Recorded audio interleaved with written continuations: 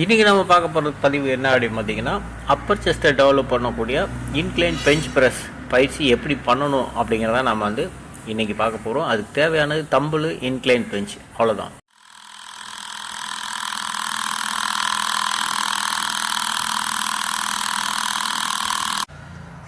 Friends, Appar செஸ்ட்டுக்கான ஒரு பயிற்சியை தான் இப்போ நம்ம பார்த்துட்ருக்குறோம்.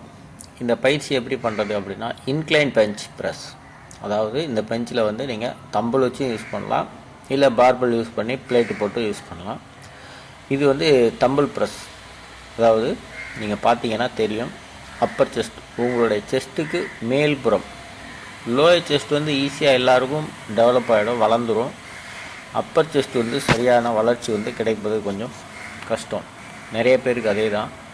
ஸோ அதனால் நீங்கள் என்ன பண்ணுறீங்க, உங்கள் அப்பர் செஸ்ட் வளரல, உங்கள் செஸ்ட் மசில் சரியான வளர்ச்சி இல்லை அப்படின்னா, இந்த பயிற்சியை தம்பிள் பயிற்சி இல்லை பார்பல் பயிற்சி, ஏதாவது ஒரு பயிற்சியை ஒரு ஒர்க் அவுட்டாக உங்கள் செஸ்ட்டு பண்ணுற அன்னைக்கு ஃபஸ்ட்டு ஒர்க் அவுட்டாக நீங்கள் யூஸ் பண்ணலாம். ஸோ ஏன் ஃபஸ்ட்டு ஒர்க் அவுட்டாக யூஸ் பண்ணோம் அப்படின்னா, உங்களுக்கு நல்ல எனர்ஜி இருக்கும் ஒர்க் அவுட் செய்கிறதுக்கு முன்னால். அந்த எனர்ஜி யூஸ் பண்ணி அதிக வெயிட் உபயோகப்படுத்தி நீங்கள் இந்த மசிலை நல்லா ஆக்டிவ் பண்ணி விடலாம். வீடியோவில் பார்த்தீங்கன்னா தெரியும், உங்கள் ஷோல்டர் மசிலும் உங்களோட செஸ்ட்டு மசிலும் ஜாயிண்ட் ஆகக்கூடிய இடம் தான் அந்த அப்பர் செஸ்ட் இருக்கிற இடம். அந்த உங்களுடைய கைகளை தம்பிளாக பார்பல் நீங்கள் எது உபயோகப்படுத்தினாலும் உங்களுடைய கைகள் உங்களுடைய முதுகை விட அதிகமாக கீழே இறங்கக்கூடாது.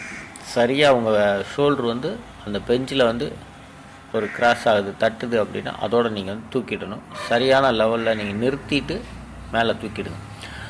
சிலர் அதிகமாக கீழே இறக்கணும் அப்படின்னா செஸ்ட்டு நல்லா விரியும், ஜஸ்ட் நல்லா பெருசாகும் அப்படின்னு நினைப்பாங்க.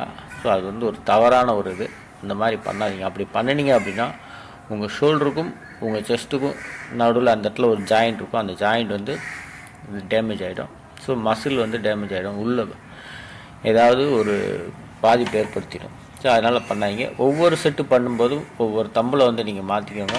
எடையை அதிகமாக உபயோகப்படுத்துறதுக்கு முயற்சி பண்ணுங்கள். ஏதாவது ஒன்று உங்களால் முடிஞ்ச அளவுக்கு ஒரு சின்ன வெயிட்டை நீங்கள் எடுத்து உபயோகப்படுத்தலாம்.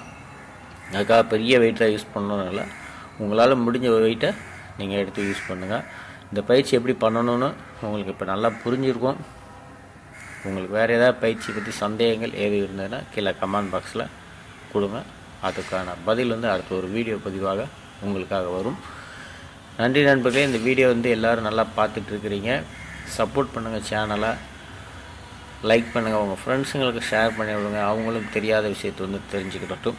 இது incline dumbbell bench press workout. So இந்த பயிற்சியை நம்ம இன்றைக்கி பார்த்து முடிச்சிட்டோம். நாளைக்கு வேறு ஒரு நல்ல ஒரு விஷயத்தோடு உங்களை மீண்டும் சந்திக்கிறேன். அது வரைக்கும் உங்கள்கிட்டருந்து நன்றி சொல்லிக்கிறோம். நம்ம சேனலை மறக்காமல் சப்போர்ட் பண்ணுங்கள்.